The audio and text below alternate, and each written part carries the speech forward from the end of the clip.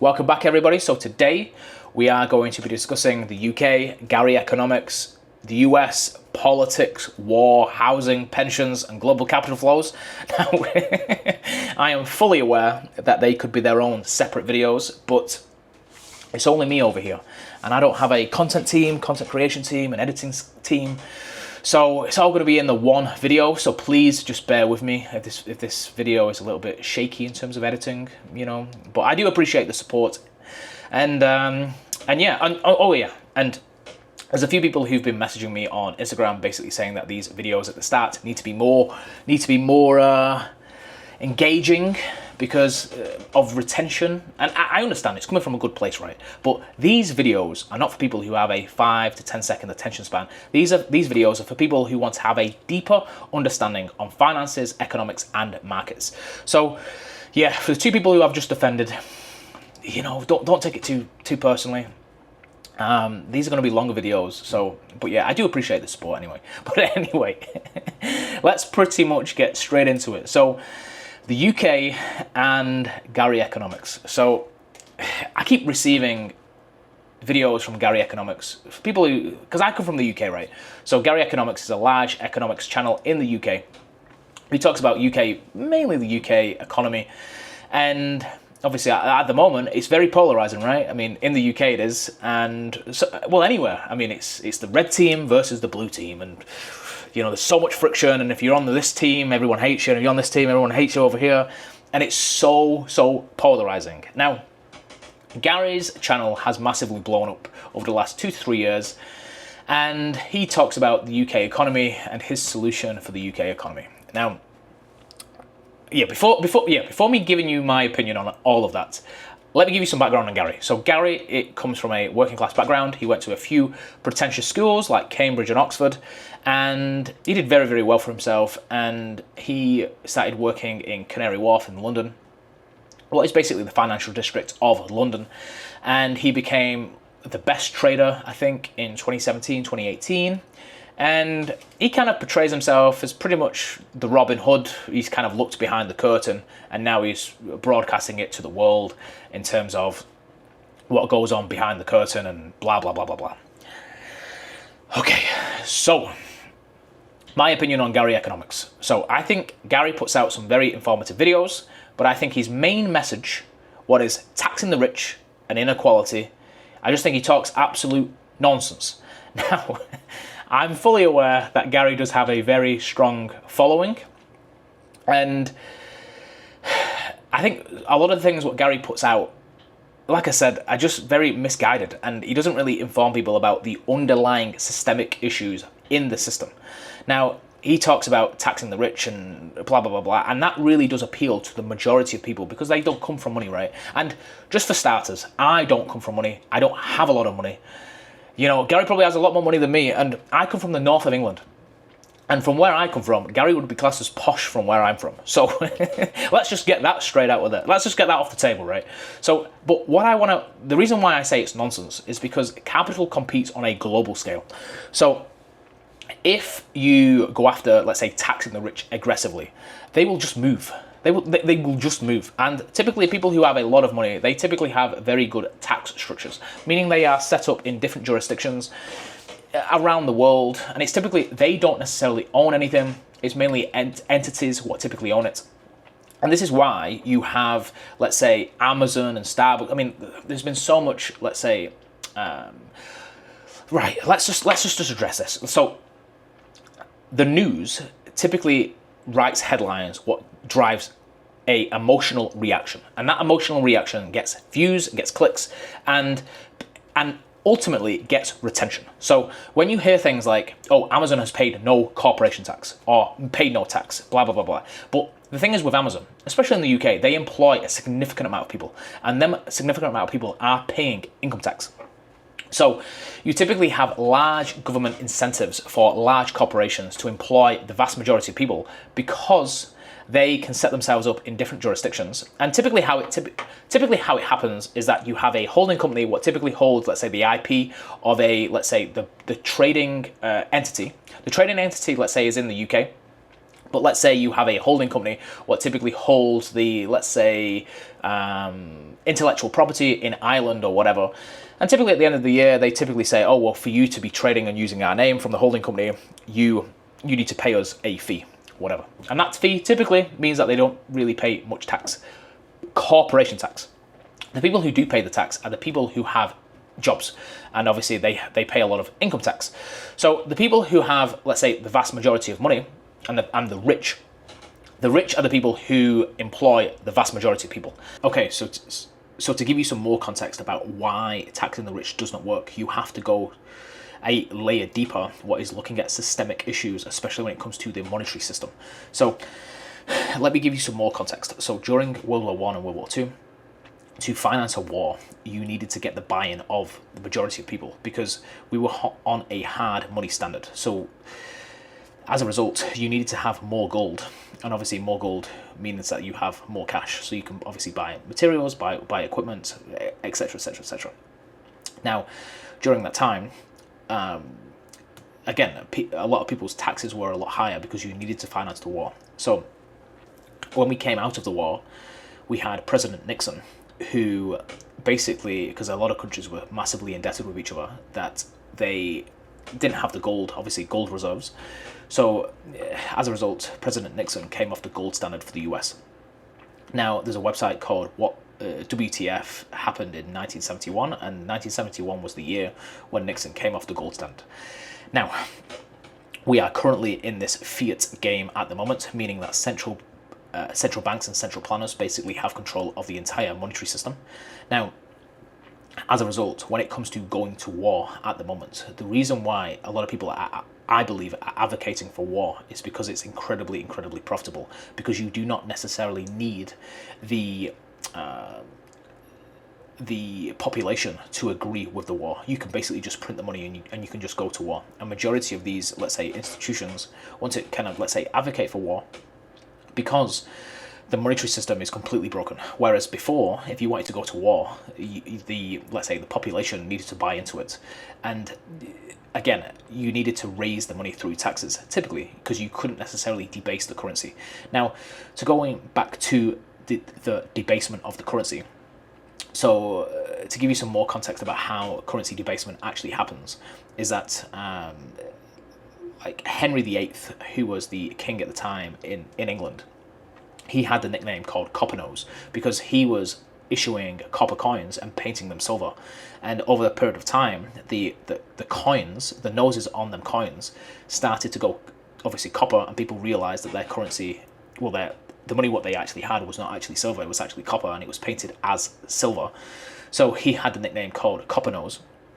And like I'm pretty much getting at is that people look at let's say assets through the lens of a broker system, because you are looking at things going up in price in the relation to the currency what you're actually measuring it against. Now, when you start to look at things from a different perspective and you start to price things, let's say in gold, in Bitcoin, in let's say another different types of, let's say, commodity or let's say assets, you get a very, very different picture. Now, what we are currently seeing is that we are seeing a large divergence between wealth gaps between people who have a lot of money and people who do not have a lot of money. And we are seeing that governments are massively in bed with large, very, very, very, very large institutions. Now, what you need to kind of be aware of, again, for me to kind of explain this a little bit more, is that by taxing the rich, let's say we just go with this idea, right? Like, you need to tax the rich, right? Okay, let's go with that idea. So these, let's say, rich people start to sell their assets. These assets are tied to your pensions. So to give you another example, BlackRock is the largest asset manager on the face of the planet. They manage between $8 to $10 trillion in terms of assets under management. They have large UK holdings, especially in the UK, when it comes to AstraZeneca, Unilever, Diageo, a lot of banks, and they pretty much manage a lot of the pensions what are in the UK. So when you're talking about taxing the rich, and we're talking about individuals, we're not necessarily talking about institutions what have a large foothold in terms of capital flows and how institutions and how companies actually operate. Now, when you have such a large, let's say, global entity as large as BlackRock, and they are getting pretty much everyone's auto-enrollment pensions from, let's say, from the government and all the rest of it. The reason why I was talking about before about understanding the politician, about on the red team or the blue team, why it doesn't actually matter, is because you need to follow the capital flows. And majority of the capital is actually owned and operated by BlackRock, especially when it comes to auto-enrollment and pensions in the UK and obviously throughout the Western world. So you have to look at capital flows, because everybody gets lost in the weeds about, oh, tax the rich, blah, blah, blah, blah. And like I was saying to you before, it's very, very difficult to actually start to tax the rich. What you need to actually do is you need to change the current underlying monetary system, because the problem is that these large institutions are in bed with governments, and these governments can basically print money, what obviously gives them back to the large institutions. And we just keep going around and around and around. And ultimately, what you also have is it doesn't really matter what politician is in charge, because we have a broken monetary system. Now, like I was saying, war is incredibly profitable, and a lot of people are very hopelessly dependent on the entire system. Now, I personally believe that it is kind of intentional why we have so much division, because when you have the division, you don't really pay attention to the monetary system, and you can start to, let's say, you can start to go to war, you can start to, let's say, invest in infrastructure, you can talk a really good game about investing and doing all of these different things, but what people don't really understand is where does that money come from and how is that money actually created. So by issuing more and more currency, you are basically debasing your entire currency, and this is the reason why assets go up, because assets have a fixed number of supply, and the currency doesn't. The currency is basically infinity, because they can just keep printing more and more and more money and issuing more and more debt. Now, especially when it comes to banking, you have something called fractional reserve banking, meaning that banks can basically keep lending out your money over and over and over again. So the entire system is incredibly fragile, especially when it comes to debt and credit. So again, we have the underlying monetary base broken, and ultimately we need to go back down. I personally believe we need to go to a alternative monetary system, because we have this large division, and this is the reason why we have these large wealth gaps, because majority of people, let's say if you are a wealthy individual, you pretty much store your money in things what kind of obviously go up with inflation. And inflation ultimately is basically just theft, because inflation just typically means that they are printing 2% of the money supply every single year to kind of finance things. And during COVID, we basically printed as much money as possible, 50% more money in circulation than there was before. And as a result, obviously, asset prices start to go up.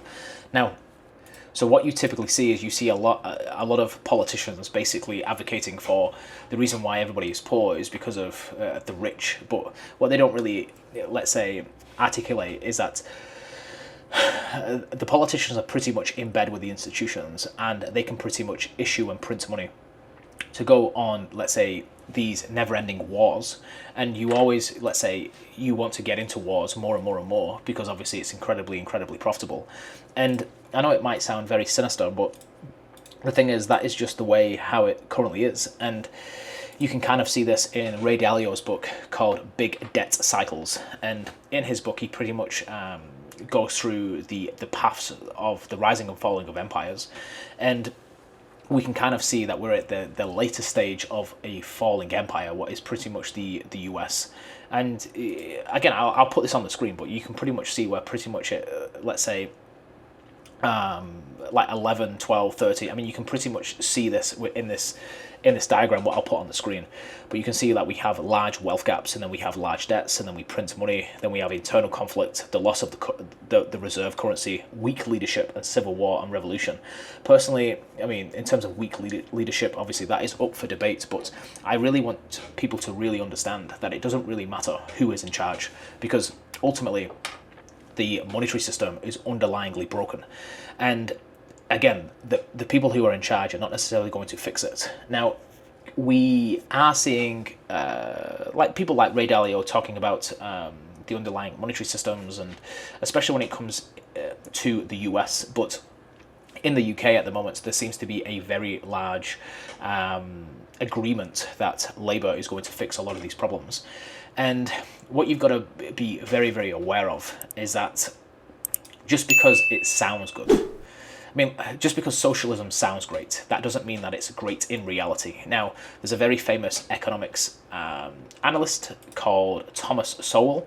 He's an American economist, and he has a very, very interesting background. I'd massively encourage people to go and check who Thomas Sowell out.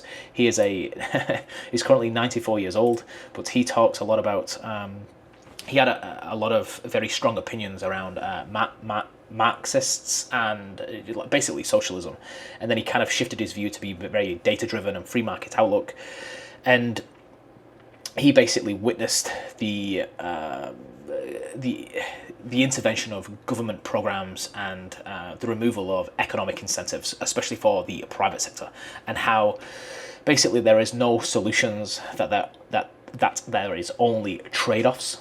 And he has a very, very, very good insight in terms of how large-scale central planning often misjudges human incentives, and we can pretty much see this. And this is what I mean by saying that you basically encourage centralized planning. It takes away a lot of people's property rights as well as liberties, and as a result, obviously, capital, especially private capital, goes elsewhere. Now, like what Thomas Sowell talks about how socialism is a great idea, but that doesn't necessarily mean it's a great reality.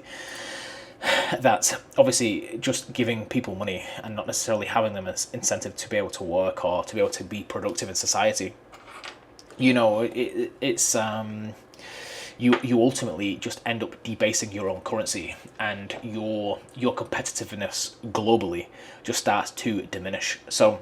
But again, I mean, obviously when it comes to politics, right, a lot of people who are voting, I mean, especially when it comes to, let's say, people who have money, let's say the rich, like you have more, let's say, more people who are not necessarily financially better off than people who are financially better off.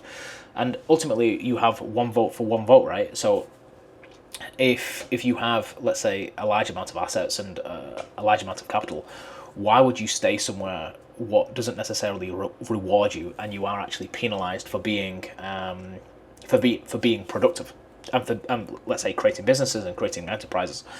I want to talk about, especially in the UK, is housing associations and the rise of HMOs. Now, just to give people more context, HMOs are basically homes of multiple occupancy. So you can pretty much take a terraced house and you can pretty much start. So rather than, let's say, if you are a private landlord, you could basically, let's say, rather than buying a house and then renting it out to one tenant, you can basically split the rooms up and then rent out each individual room. And these rooms typically range between £400 to £500 per month. So rather than renting the whole house for, let's say, £800 a month, you can rent three rooms out for, let's say, £500 a month and make £1,500 a month income. Now, what we are currently seeing in the UK is that there's large housing associations who will guarantee rental income to private landlords. Now, we are seeing multiple HMOs across the UK, and to be honest with you, I think it's very, very strange, because we are seeing because basically what happens is you have the housing associations are basically owned by the government. And they basically house people who are, do you mean like kind of like young professionals or low income, or people who are on, let's say, housing benefits or seeking short-term solutions?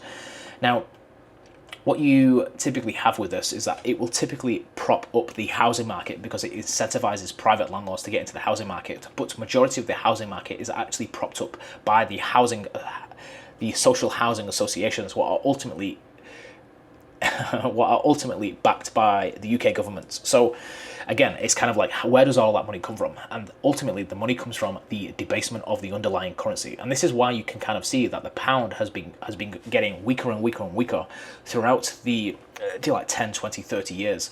And this is all because of these let's say centralized planners. Now in the UK, it's quite opaque around large institutions, just in regards to lobbying in government, whereas in the US, it's quite well known that you have large business interests in governments, and obviously they push for specific policies what are obviously favourable to their industries and all the rest of it. But in the UK, it's very, very, very opaque. Not many people actually pay very close attention to it. You can kind of see like there's very much a revolving door. Like you have like government officials moving into corporate roles or vice versa, what can obviously align with policy outcomes for big business interests. So, you know, it's everyone's pretty much in bed with each other. And you know, just going back to kind of like Gary's points around you need to tax the rich, it does not solve the underlying systemic problem, because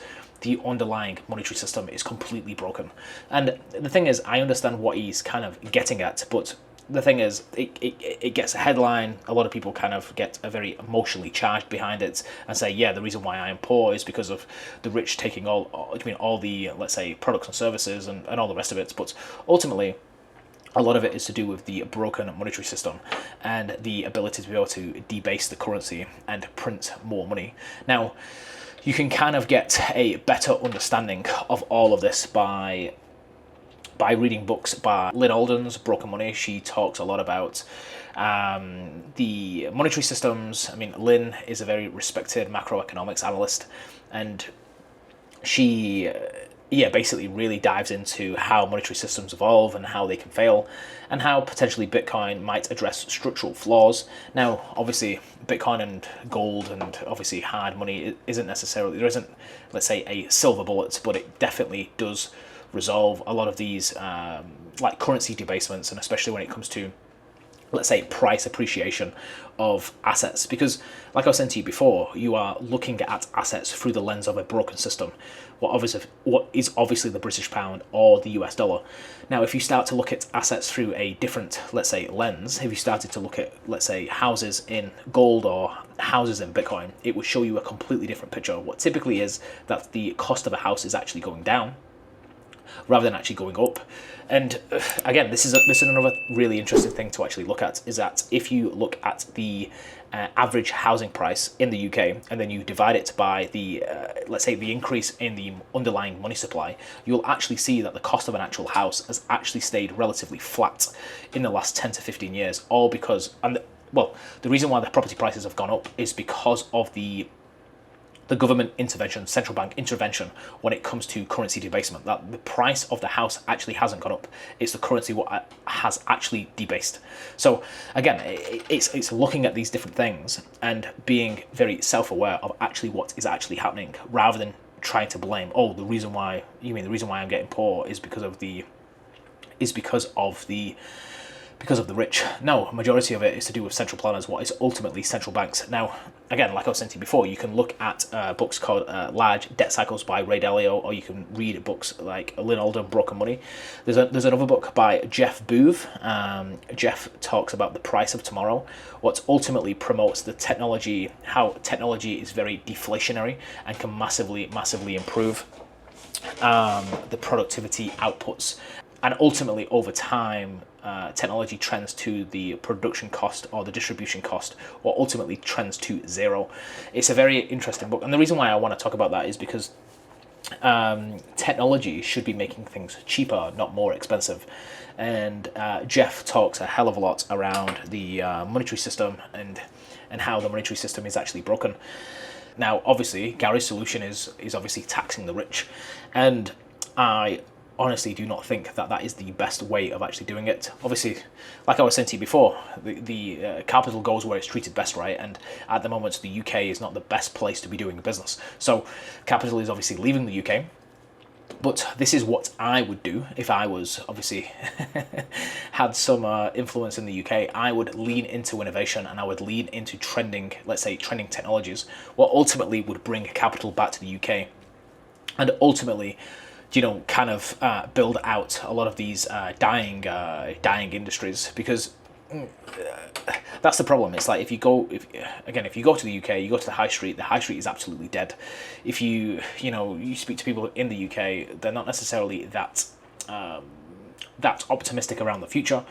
So you really need to be leaning into innovation, and I would pretty much put in policies what would bring down taxes for let's say working people, and you can kind of keep you would kind of keep taxes relatively stable. But again, you want to incentivize capital coming to the UK, what ultimately pays down the debt. Because again, there was something what I was reading about the other day about how it was Ray Dalio from Bridgewater Associates who was talking about how the UK is basically in a debt cycle, a debt cycle, meaning that, think of it like this: it's like you've got a credit card and you're taking out another credit card to pay off that previous credit card, and vice versa, and you cannot necessarily get out of this trap. You are constantly in debt. Whereas it's kind of like if you lean into innovation and you make capital come into the country, you can kind of raise taxes as a result of the innovation. And you can kind of see this throughout, like countries like Singapore, countries like, the UAE, how they are kind of leaning into innovation, what is obviously attracting capital, and ultimately, making their countries a lot stronger from a financial perspective. But anyway, I'm fully aware that this video is probably very, very, very long. I wanted to talk about some other different things, but I just feel like I'm probably going to be talking a little bit too much. I was going to talk about the historic impacts of empires, wars. What else have I wrote down here?